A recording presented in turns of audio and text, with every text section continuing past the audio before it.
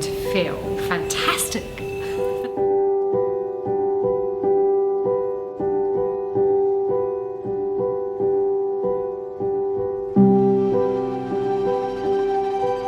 I think that's one of the things that she does so magically, is she creates a space for people to really nurture and nourish their heart through the work.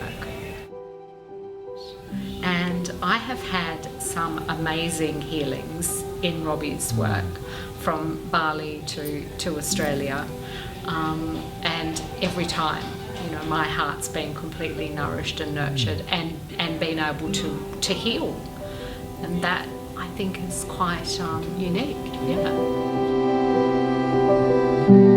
I'm sure it's different for everybody. I'm sure no one comes and would leave feeling the same way someone else did.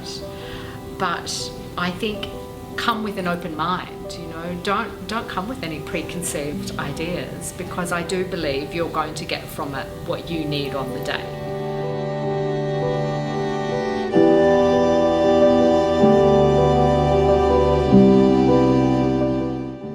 I think nurturing, embracing, I think a space creator, and a healer.